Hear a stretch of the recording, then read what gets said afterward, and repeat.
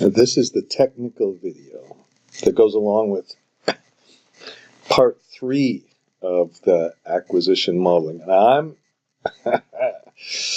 I really want to get this finished. I really want to, for once, go all the way from A to Z and not have to stop in the middle like I did with the project finance one, which I will complete in case you're somehow a project finance person watching this. Now, this is also going to be quite repetitive, and I apologize for that.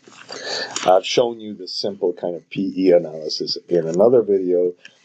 I've shown you even how when you increase or when you decrease the returns, the effect of increasing or decreasing the returns on the cost of capital, on the PE ratio rather. And then I've even shown you in another video also this business of how the EV to EBITDA ratio is influenced and affected by the lifetime or the age of the assets. I'm going to try to do this with a little more of an analogy of buying a house which might last 30 years and you have some income to buy the house versus having to buy a car where you have to keep re-buying the car every few years. For the same value of a house and for the same value of a car, pretend the car is some kind of Tesla that costs you as much as a house. In Czech Republic, someplace where it's not so expensive. I don't know, maybe somewhere. And, if you think about how much income you need to buy the house versus to buy your Tesla, you have to re-buy your Tesla every few years. That makes it a very different ratio. I say when I kind of have difficulty with some of the ideas. Okay, so here is the issue with the first one, just the simple PE ratio. I want to show you a couple of ideas, but we need two equations. These are in the wrong kind of place a little bit. Now, I don't know if I have my Stormy Daniels file open, my generic macros. When I showed you, I put a new author here. Okay, and then, if I press Control-Alt-C, we can, let's put a different title color, make sure we include that, make sure we include the conditional formatting. This kind of stuff is not quite finished yet. Since I'm doing a technical video, I feel like I'm allowed to do some of this kind of stuff. Okay, oops, we got rid of the kind of blanks we have to fill in. Now, if you take this one, shift space, okay, if the two little formula here, E19, why is E19 still got a number? This should not have a number, right? Okay, shift F9. I'm going to better change this formula to automatic. I'm not really getting a good start like I wanted to, but if I put 1 minus G divided by ROE divided by K minus G, with these kind of inputs, I get a PE ratio of 14, showing that you can get these PE. Let's put a 2% growth, then we get a higher PE ratio. If we put the 7% ROE the same as the cost, I can put a 1% or a 5% or a minus 3% growth, and it doesn't affect the ROE. That's rule number 1. Okay, let's put 3% growth. Let's get our PE ratio back up. Now, if I also put in a growth rate of 0, okay, I could use a 20% ROE. I'm pressing Shift F9, right? I could put a 10% ROE, and it's still just 1 divided by K. 0 growth or K equal ROE both imply that the value here is 1 divided by the K. That's our kind of starting point. Okay? More perhaps important than all the rest of this stuff. Now, just to prove this formula, because let's say for some reason the G is 8%, and then you get, it still works. Growth is, and let's say this is 6%. Okay.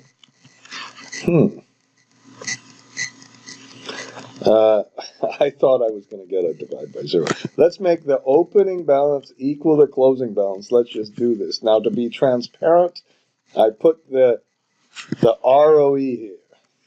Okay, and then I can even multiply this, I suppose, like this time. Oh, no. I'm going to multiply this by this opening balance by the ROE. Some people like Shell Oil would love this. I don't know. And then I can multiply this one by the payout ratio. I didn't put the payout ratio here. This is 1 minus G divided by ROE. It's from the formula right over here. That's the payout ratio. Since I got a ROE, let's put 12% back here, okay? And then my closing balance, I read from the side, is my opening balance plus the income minus the payouts. Now, I start classes a lot like this because you need to start with the closing balance. This closing balance was the book value per share. And then I press Shift Control R. I get the NPV of the payouts at the cost of capital. Okay, and I get the earnings multiple as the value of the company divided by the income. And look at this. Look at this. See, this formula gave me an incorrect answer right now. If the gross is 3%, they both give me the same. So there, I suppose, is a tiny little bit of a reason to do this. And then you can get like the price to book ratio, which is the value of all the dividends divided by the book value. And there's one case, and this is such an important case. If I put 7% in for the ROE, notice that the value to the investment, the price to the book is exactly 1 because you're not earning anything and you're not losing anything. Now, if you put 1 minus ROE minus G and then divide that by K minus G, I've got another place where I prove this to you. You get the same number. Let's put a 15% ROE. So I get a 3 times price to book ratio. And I suppose you could even put a little check in this. If I put a minus on the NPV and then put a plus on the dividends. Now you could go really crazy and say in the very last year, we should include the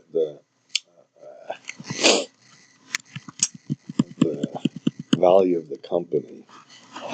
As we should sell at a capital gain, but that's why I do this for such a long period of time. I didn't do so. This is cash flow. This IRR hopefully will be the shift space bar. It'll hopefully be Shift Control P. It will hopefully be the same as the cost of capital, which it is. Enough of this little proof. Now, this is not very interesting because the main thing you do is hang on. Big thing about doing this is understanding when the ROE goes up or when it goes down, that's really what you're modeling in valuation. And the essential part of this, and I'm going to make a low growth scenario. Let's make a low growth scenario where we start with 2.5% and we go to 2% and 1% and 1% and 1% for some reason. And then we have a high growth scenario and we have kind of a base growth scenario. So I'll put this one, I should have pressed Shift Control R, but now I'm losing my confidence. And I want to show you that this effect of these rates of return going up and down are strongly interrelated to the growth rate. Now, I also put a different cost of capital in this file where we increase it or decrease it. Now, I'm just going to work through the Excel right now. And I'm also going to make a graph here. Let's okay, and then let's make the return on investment with a interpolate lookup. Let's use the kind of the interpolate lookup number 1. So we start with this a year, and this year goes out to 250 years. Shift spacebar, make sure nothing else is in that column, and then shift spacebar here. And I'm a little worried about the other column over there, but so I'm going to delete this little table for a minute. Okay, so that's our interpolated return that starts at 22. This is the base case return. I'm using the index function, so if I put a low case, the return goes up, and I put a high case, the high case, the return goes up, the low case, the return goes down. And then I'm going to put the growth rate in with the interpolate lookup again. Just go to the year and then go to the same top year and then go to the growth rate. Shift Control R, and this one just was constant. So let's make the second one that's not constant. So we have a little bit of a interpolation going on. So our payout ratio is 1 minus G divided by ROE. Shift Control P, and I don't know why that happens. I'm sure somebody does. They can say, you stupid idiot. And then we can put the interpolate lookup again on the, let's use a linear one this time, and let's take the year, and this time take the same top year up here, shift spacebar, and then take the same final year like this. And if you don't use the entire columns, and if you don't use if you start pressing F4, you're an unlazy person. You need to be more lazy. Okay? And then, now, if you're going to change the cost of capital, I keep on thinking, since Zimbabwe, it has to have a memory. If you had a bunch of inflation in 1 year, that affected the value of your money a lot. You can't ignore that. So you compound it. You take this one multiplied by 1 plus the cost of capital. You can't just take 1 divided by 6 to 100, because then it's just taking only this year's and not remembering that you had other stuff before. And then we have the same investment balance. Now, to get the NPV of the payouts, you use the sum product with a divide. You take all of the payouts, the dividend payout ratio. Now, what this does, perhaps I should have explained this one a little bit better, but we took the closing balance like we did before, got the opening balance, and then this was the return that changes. And this was the dividend payout ratio that changes. Okay, and then we get the closing balance. So that's our NPV. And now, we take that number and we divide it by the forward earnings to get our PE ratio. And I'm going to put our there's our PE ratio. Let's put 1 in here. Notice the dramatic effect on the PE ratio. Now I'm going to put 3 for the growth rate. Okay, then we get a much lower PE ratio. Let's put 2 in here. And then we get a dramatically different one. But if I would put 2 in here, the change in this, from going from 1 to 2 to 3, the change, 1 gives us a 42, 2 gives us an 88, 3 gives us a 19. If I put here, this was the high, let's put the low growth. Then we go from 1 gives us 15, 2 gives us 27, 3 gives us 9. I don't have to do a data table, a graph, or anything else. That demonstrates the point I wanted to demonstrate. Now let's go to the EV to EBITDA ratio. The problem with the EV to EBITDA ratio, it's affected by This EV to EBITDA ratio is affected by not only ROIC growth and WACC, and I'm not putting changes in things or anything else, but it's also affected by the depreciation. And so what I'm going to do, I start at the bottom. I make a little depreciation table. And what I do is I say, okay, this time we had a 15-year life.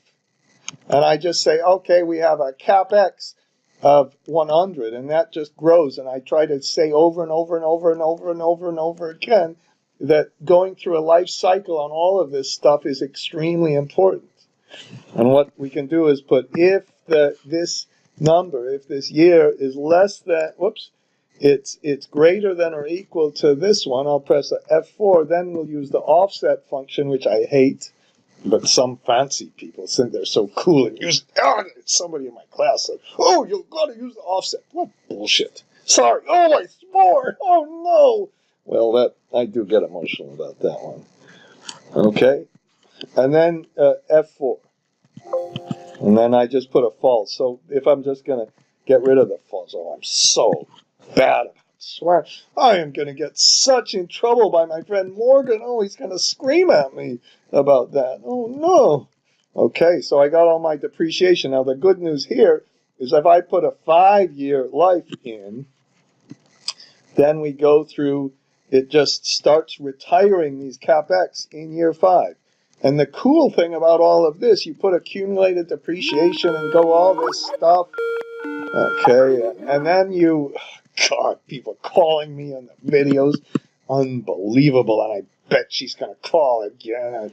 Oh, my God.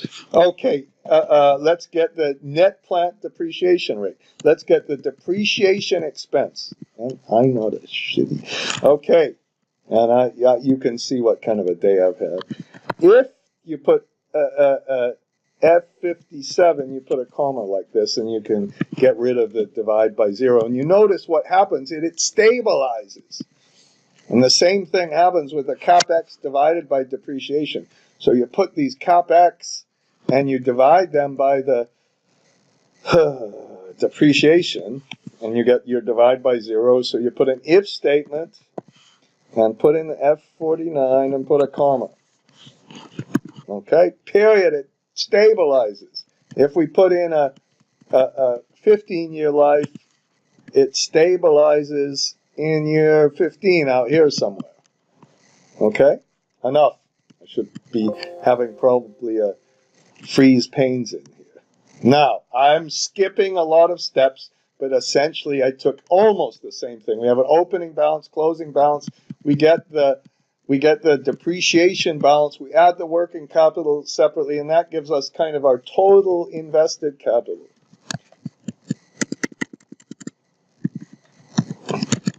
And it's not that far off from, okay, you could argue, bicker about a couple of other things that might be in there, but whatever. I'm just going to press F4 on the return on investment. Then my NOPLAT is ROIC is NOPAT divided by investment. So I'm going to take this number and multiply it by my investment balance. That's almost exactly what I did. A graph just appeared. And then EBIT is NOPAT. No, NOPAT is EBIT times 1 minus the tax rate. So I take this one and divide it by 1 minus T. And luckily I put it over here so it's transparent. And then something else happens. And then my EBITDA is EBIT plus depreciation, which, oh, look, I have it right here. And then we have our EBITDA. Now we can take our EBITDA minus CapEx minus taxes. Taxes are just the tax rate times the EBIT. And I have some working capital change I put in there. You can look at that yourself, and we get the free cash flow. We take the PV of the free cash flow, and we get it all there. Enough. And you can see then if I put a 5-year thing, look at the change in the EV to EBITDA. If I put a 10, look at the change in the EV to EBITDA. The EV to EBIT changed a little bit too, and the EV to NOPAT changed hardly at all. Okay, I don't even know why it changed maybe at all. Maybe it's working capital. No, it couldn't be. Whatever. So, that's that.